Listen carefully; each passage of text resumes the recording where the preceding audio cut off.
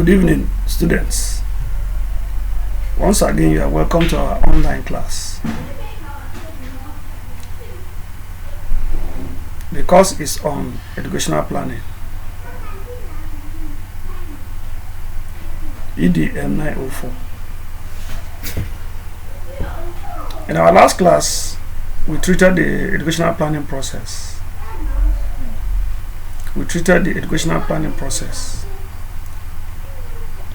And we had explained that the educational planning process involves a chain of activities that are interrelated and carried out in sequence to achieve an educational plan. In today's class, we will be discussing the fundamental principles of educational planning. Today's class, we will be examining the fundamental principles of educational planning. The first thing we have to understand here is what do we mean by principles? What do we mean by principles? Principles are a specific set of guidelines, standard rules, or procedures that must be followed in the educational planning process. There are specific set of rules, guidelines, procedures that must be followed in the educational planning process. A principle is different from assumption, from a theory. Theories are assumptions which guide action, but principles, they are a set of rules which also guide actions. In this case, there are principles and rules, procedures that guide the process of educational planning. There are principles that must be followed in the process of educational planning. Now, for it to be called a principle, it must have the following characteristics. For it to be called a principle, the following characteristics must be there. 1. Provide operational guideline for defined set of educational activities. It provides operational guideline for a defined set of educational activities. 2. It must provide standard criteria for assessing the proper implementation of the defined educational task. Provide standard criteria for assessing proper implementation of defined educational task.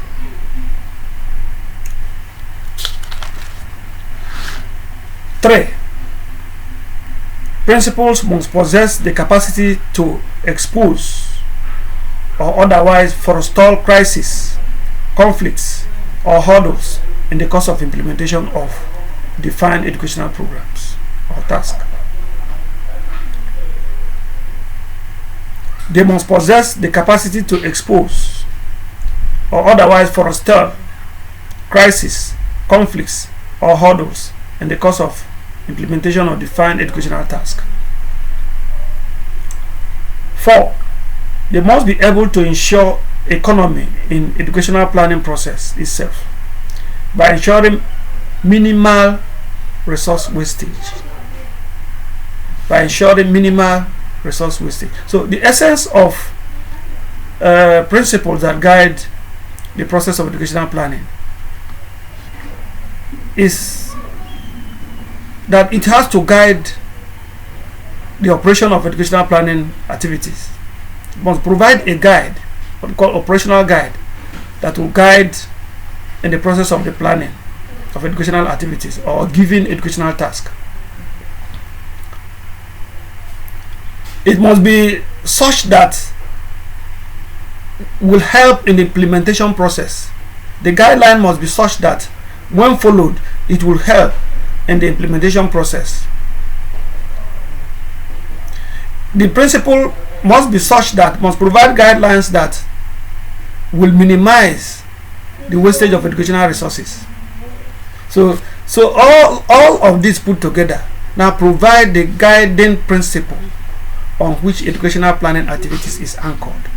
So what it means that if these principles are followed step by step, it will ensure that the educational planning activities are carried on to its logical conclusion, and then reduce wastage of resources. So that's the essence of the principles. And we have outlined some of the principles we call the fundamental principles in educational planning. Principles is not peculiar to educational planning. We also have principles in educational administration, what we call the bureaucratic principle. Bureaucratic principle provide guidelines, provide rules, provide procedures on how educational administration should be carried out.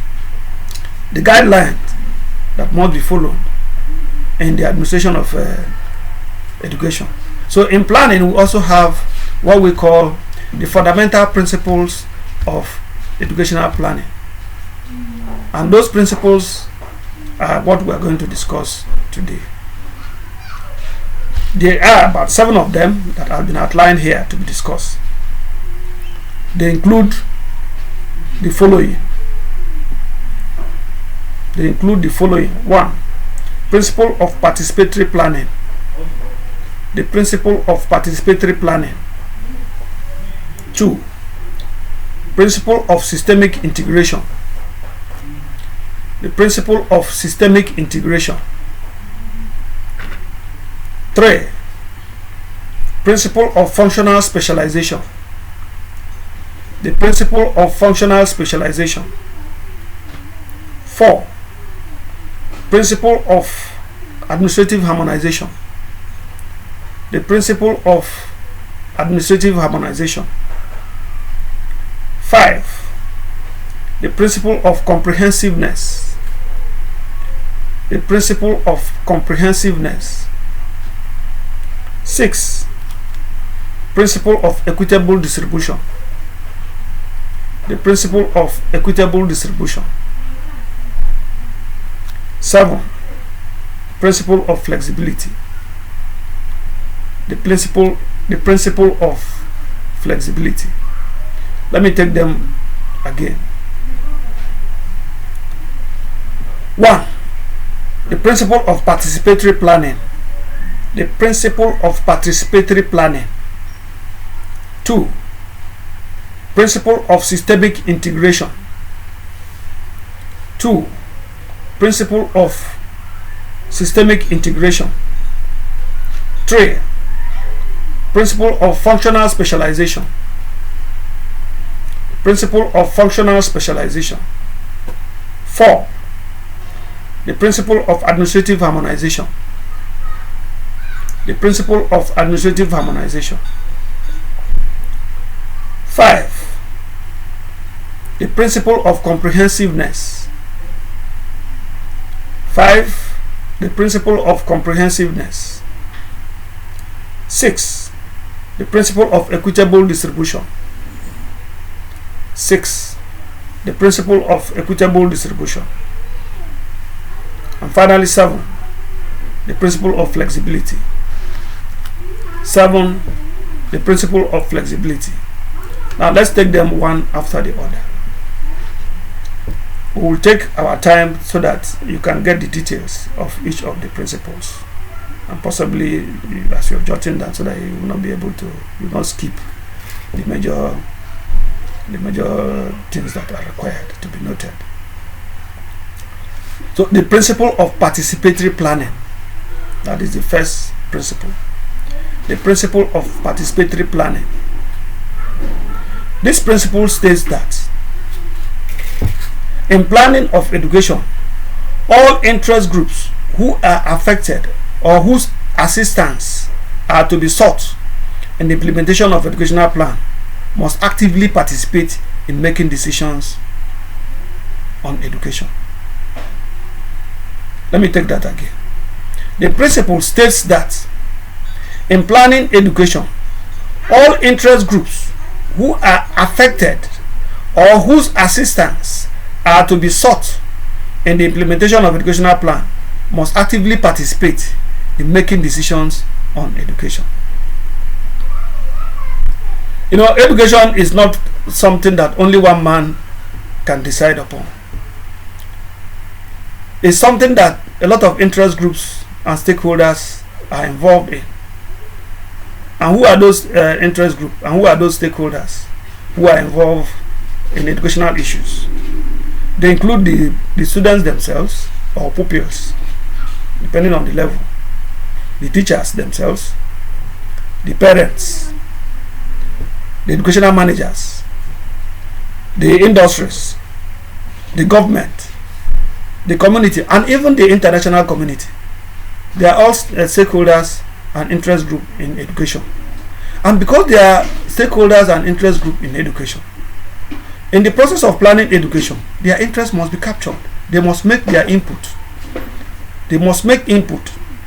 The students will have to make input because they are the primary recipients of the education itself. So their interests must be taken care of. They are the learners. So what they learn, they must be part of it. Then the teachers' interests must be captured because they are the change agent. It is the teacher that is involved in the entire process of instructional delivery. Therefore, his interests must be captured because he is the line officer who will eventually disseminate whatever policy you have, whatever policy decisions that have already been taken concerning education. He is at the receiving end. Then the educational manager pilots education, and therefore his interest in the planning process must be captured. The government provide direction, they formulate the policy, therefore they must be involved in the educational planning process. The industries are the ones that employ the labor, the products of the education system, and therefore they also have a stake and should be able to be part of the planning process because they have input to make on the type of labor they need, so that the school will be able to produce the required labor at a given point in time for the industries. So their interests must be captured. The community interests also need to be captured in the planning process because the community values, the community aspirations, the community goals, culture, and all that must be captured in the educational planning process, and therefore their interests should be reflected in the entire planning process. And then the international community. Education is no longer a national affair. The international community, like the UN, UNESCO, all have input to make in the direction that education should go for countries, and therefore their interests should also be reflected in the planning process. So that's why this policy is saying that all interest groups who will be involved in one way or the other in either the planning process or in the implementation, their interests must be captured in the planning process. So this principle is called the principle of participatory planning, where all these interest groups their interests are captured, or where they are involved in the planning process. They can be involved directly or indirectly. But what this principle, the underlying factor in this principle is that they must all participate in the planning process. They will participate in the areas of the content of education, the content of what is to be taught, or the content of what becomes the content of educational policy that will be taught, the scope, areas to be covered in the educational planning, and then the method to be used in the instructional delivery, then the management of education. So these are the various areas that their input is required. So because of the diverse interests that are captured in education, it is therefore not a responsibility of one person in the planning process. It's not a responsibility of one person. So all the interest group must be captured here. So that is the underlying principle of the fundamental of the principle of participatory planning. It is on this basis that this principle is anchored, that all the interest holders, all the stakeholders, all the interest groups in educational planning must participate in the planning of education at one stage or the other. All of them wouldn't come together at one point and sit down and begin to no. What it means here is that these groups have inputs to make at different stages of the planning process. It could be through workshops, it could be through seminar, it could be through consultations and all that. So when they make their input, they are involved in the planning process. So for you to make a viable plan for education, all these interest groups must be captured. Their interests must be captured. Their input must be taken into consideration. That is the bottom line of the principle of participatory planning. The next principle is the principle of systemic integration. The principle of systemic integration. Here we have the word here, systemic. Systemic. System. The systemic is derived from system. What is a system? A system is made up of interdependent parts that have functions they perform, and the functions that each of the component parts perform makes meaning to the whole. So education itself is a system on its own because it have component parts performing different functions for education to be actualized. Then education also is a subsystem of the larger socioeconomic system. Education is a system on its own and also a subsystem of the socioeconomic system. Now, how does this work? How does this work? Now, within the larger economy, or within the larger national planning, education services the national economic system in various ways. If you talk about the economy, education is used to supply manpower to the economy. Education trains the skilled manpower that is needed for economic development. In the area of the politics, education also helps in developing the manpower that is needed there. Education is also needed to develop the desired values, the inculcation of the desired values into the citizens that will enable them function well in the society for national development. So you see, education services all the other sectors of the national economy. At the same time, while education performs this function, the other sectors of the national economy also have a role to play on education, a supportive role to play on education. They fund education, they also provide resources to education, they also supply manpower to education. So you see, there is this intertwining role between education and the other sector. And then because of this kind of relationship that education has between it and other sector, so it calls for a systemic integration in the planning process. No one can leave the other. So you cannot plan education in isolation. You cannot also plan the national economy in isolation, because you will need education to develop the economy. You will need education to develop the manpower. You will need education to develop the values, to transmit culture and all that. Now, if that is the case, then there is no how education can be planned in isolation.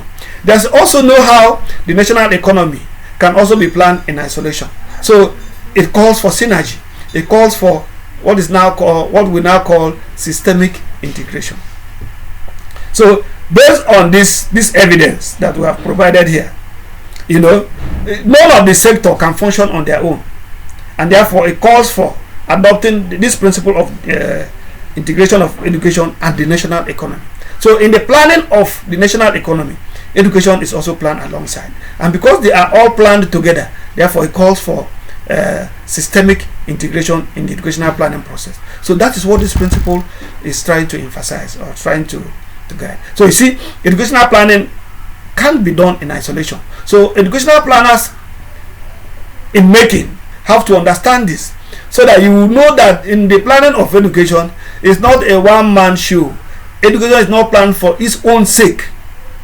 It is planned to capture all the other sectors, and all the other sectors in their own planning must also consider education to achieve their own aims and aspirations or goals. So that is why it calls for a synergy and integration.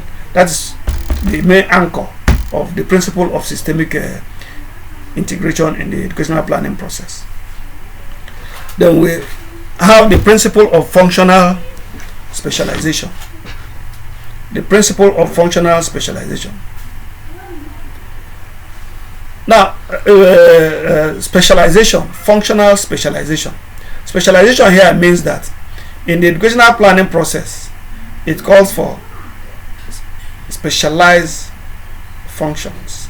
There are people that perform specialized function.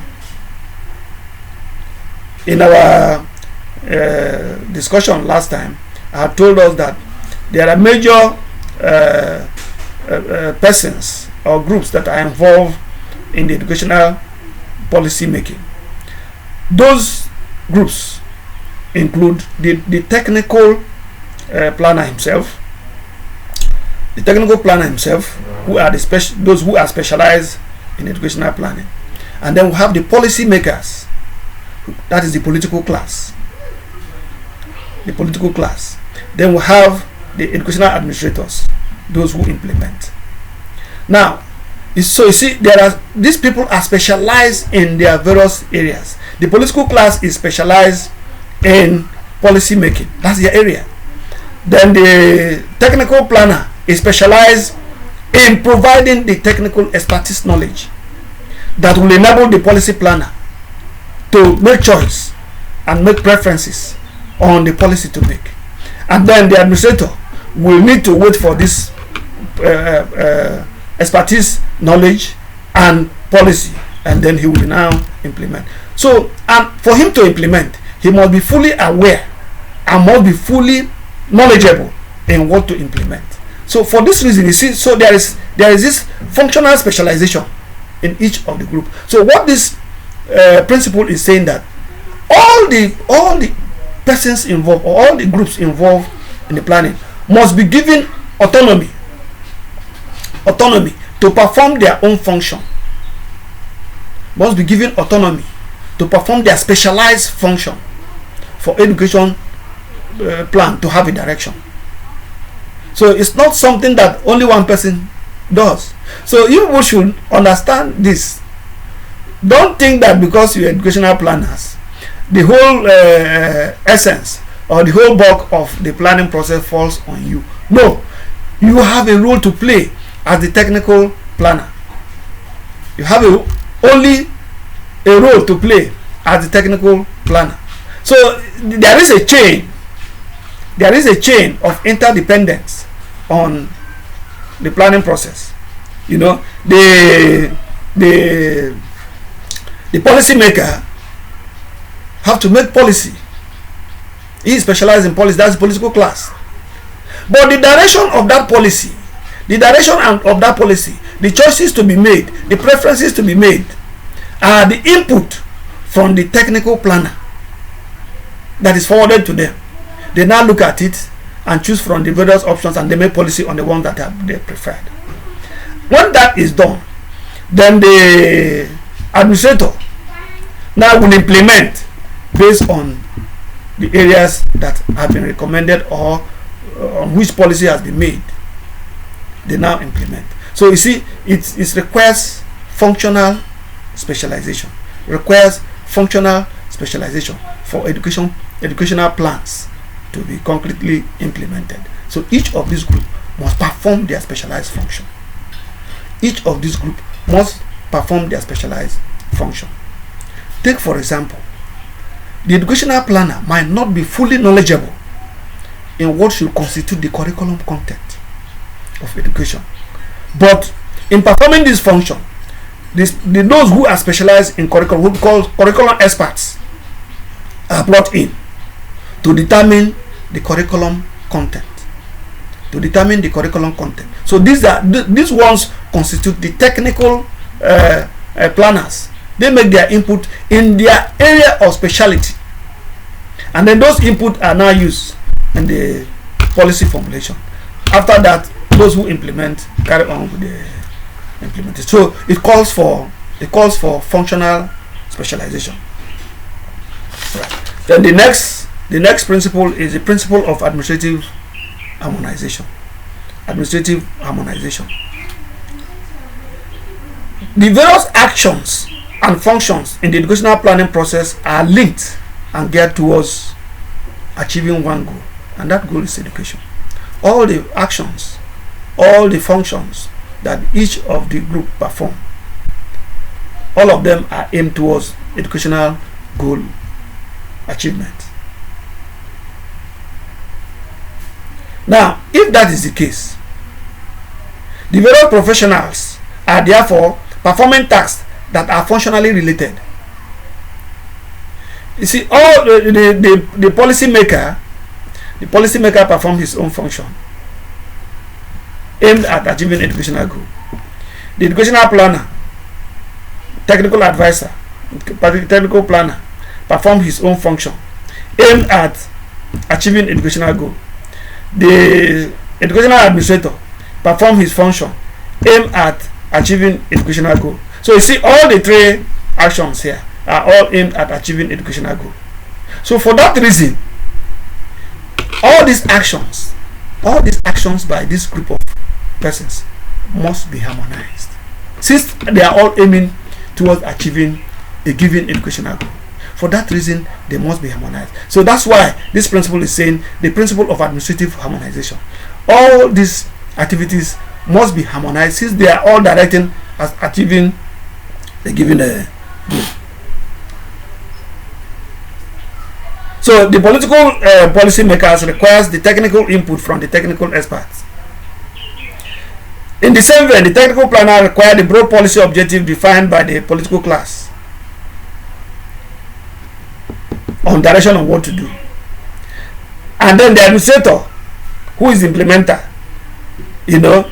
must rely on the policy formulated by the policy makers, and then the technical experts for him to implement. So there must be these actions must be harmonized in such a way that it will result to one goal. That's what this principle is saying.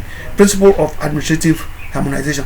All the administrative activities of each of the groups must be harmonized in such a way that all of them will result in the achievement of given educational goal.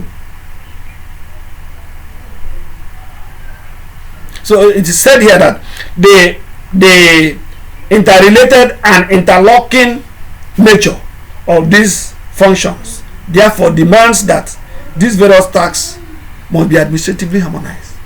Because of the nature of these tasks performed by, and what is the nature? The nature is the achievement of educational goal.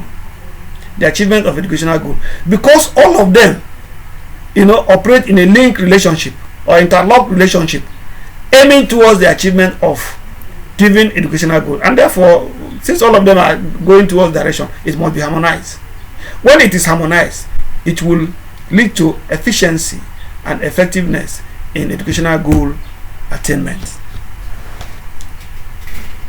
So we can simply say that the principle of administrative harmonization is a set of rules, procedures, and strategies usually adopted to ensure that all the task areas in planning that are functionally related should be so administratively coordinated that their individual performance enhances their collective performance towards the collective goal achievement.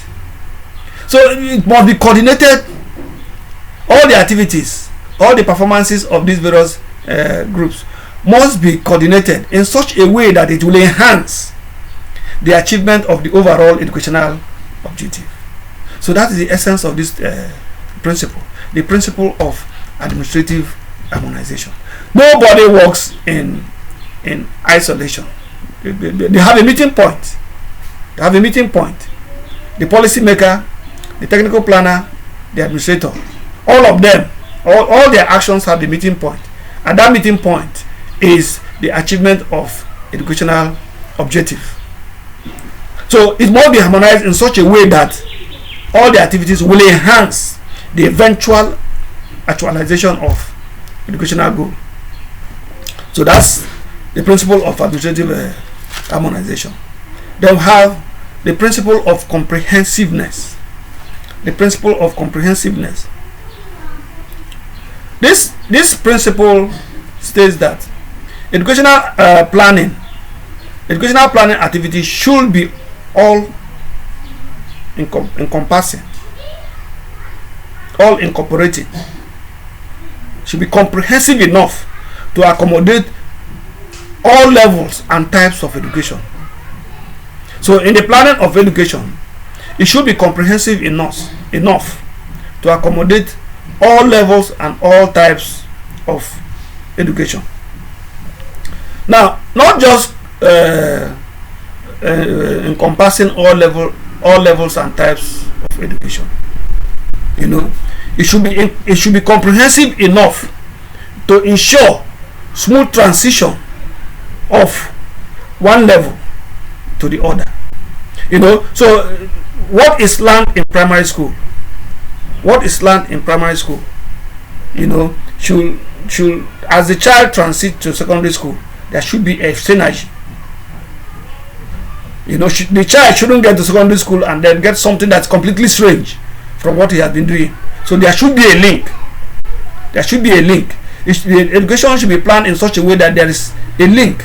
That's called transition. As the child is transiting to the secondary school level, you know, he has a base that enables him to transit smoothly into what happens in secondary school. And then what happens in secondary school should transit the child to tertiary institution, and there should be a flow. So the planning process should, because one depends on the other, one level depends on the other. You know, the primary school need to prepare the child for secondary education.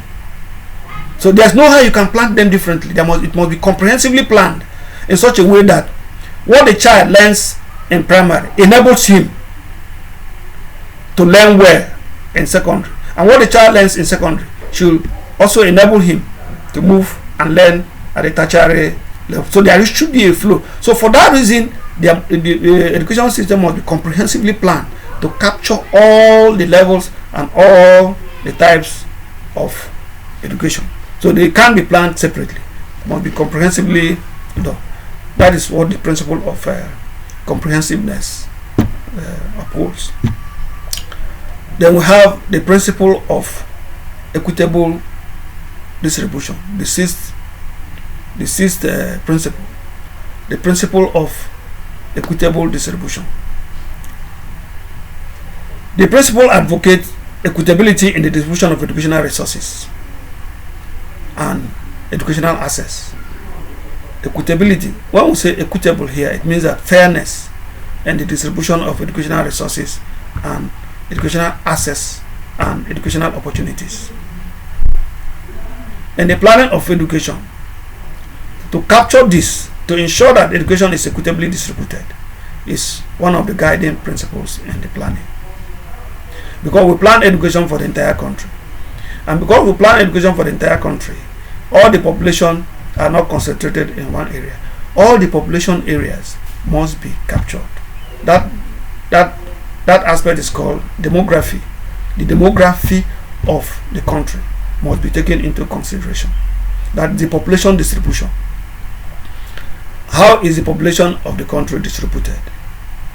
In zones, in units, and all that. So the planning process must take care of the demographic spread of the population. Take care of the locality. We have the riverine, the upland, the migrant fishermen, the Amajiris. So all those must be taken into consideration. The peculiarities of each of the locality, each of the areas must be taken into consideration in the educational planning process. to ensure that every child that is born anywhere, no matter the sex, no matter the condition, are given equal opportunity to attain education. So that's what the principle of equitable distribution try to emphasize. The fairness in resource distribution. Fairness in resource distribution. Educational resources must be distributed in such a way that a child schooling in Yelegua will have the same opportunity, the same facilities with a child schooling in any northern part of the country. Anywhere you find yourself, it should be the same. The same type of teacher in quality and in training. The same type of resources that is found in one school should be found in the other.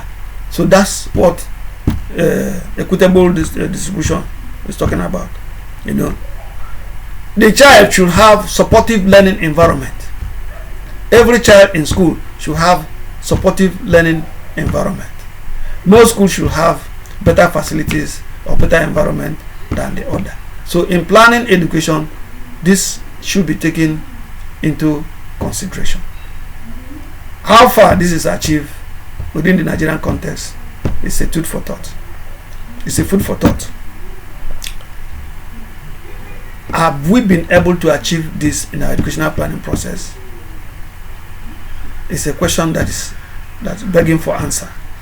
How far have we achieved equitable distribution of teachers, equitable distribution of facilities, equitable distribution of resources, the supportive nature of the learning environment? How far has this been achieved? We have what we have in River State. Is it the same thing applicable in Niger State? Is it the same thing that's applicable in Lagos? Is it the same thing that's applicable in Edo and all the places? So the principle of equitable distribution is yet to be achieved within the Nigerian context. All right. Then finally, we have the principle of flexibility. The principle of flexibility. It is popularly said that the society is dynamic. Society is prone to changes. Change in technology, change in way of life, change in everything. And now, because the society is dynamic, education itself must also be dynamic in nature. Therefore, the planning process must be dynamic, must be flexible. So the planning process must be flexible to accommodate the changes in society. It should not be rigid. So in planning education, it should be so flexible that when there is a change in society, the planning reverses to accommodate that change for it to make meaning. Or else, we will be teaching archaic methods while new methods are in vogue. So the educational planning process must be accommodating enough to effect changes where necessary in the planning process. And the areas that requires flexibility include pedagogy. Pedagogy is the method of teaching. So when changes occur in pedagogy, the educational planning process should be accommodating enough to ensure that those changes are also reflected in the educational planning process. Then we have teacher training. The method of teacher training today cannot be the method tomorrow, because the method today is not the same with yesterday. So the planning process must be such that will make room for changes in teacher training. The method teachers were trained yesterday is not the same method teachers are being trained today, and therefore the planning process should make room for changes in a teacher training. There was a time when the highest qualification teachers held in this country was TC2. That has changed, and TC2 is no longer used, no longer invoked today. There was a time when NCE was the major qualification, it was the highest qualification for those who are teaching, but today it's no longer the case. So the planning process should be able to accommodate changes in the mode of teacher training to ensure that new ways are accommodated. Then we have the learning process. The learning process. Educational planning must flexible enough to accommodate changes in the learning process. The learning process of today is different from what obtained yesterday, and for sure the tomorrow learning process will change. Therefore, the planning process must flexible enough to accommodate the changes that will take place tomorrow. You recall that before now, children in primary school use chalk and slate to write, but that is no longer in vogue. The learning process has changed. Children begin to use biro and pencil to write from the onset now, unlike what obtained before. You know, so we were using blackboard and chalkboard before now, but now all that have changed. So the planning process must make room to accommodate the new changes in the learning process. So the planning process must also ensure that what is learned in school is not at variance with what obtains in the wider society. They shouldn't be at variance. What is learned in school must have relevance with what obtains or the daily experiences in the wider society. So all these are areas that the educational planning need to be flexible to capture. So that's what is called principle of flexibility in educational planning process. So today's lecture is a brief one, capturing the fundamental principles in educational planning process. So all the 7 principles that has been outlined have been captured in our discussion. Remember, they are the principle of participatory planning, which enables all interest groups to be involved in the planning process. The principle of systemic integration. Education and national economy are all systems that work together. Therefore, all must be integrated in the planning process so that all the areas will be accommodated in the planning process. Then we have the principle of administrative harmonization. The goals which each of the planning group pursue are the same and therefore should be harmonized for better achievement of educational goals. Then we have the principle of comprehensiveness. The educational planning process should be comprehensive enough to capture all the levels and types of education, not just planning only one sector. All the sectors, all the levels must be planned in such a way that will ensure smooth transition from one level to the other. They will have the principle of equitable distribution, which states that educational facilities, educational resources should be equitably distributed in such a way that every child born wherever in the country will have equal access to educational opportunities and learning facilities. They will have the principle of flexibility, which try to ensure that education should be flexible in the planning process. The educational planning should be flexible to accommodate changes in society, changes in technology. These changes should reflect in teacher training, should reflect in the learning process, and all that, so that education will not be left behind while other sectors are moving forward. So basically, these are the fundamental principles in educational planning. On this note, I will have to end today's class. Thank you for listening and thank you for your time. Remember, as usual, to comply to all the health instructions concerning the COVID-19. Social distancing should still be maintained. Carry your hand sanitizers if you must move out. Wash your hands regularly. Above all, stay at home and stay safe. Thank you and God bless you.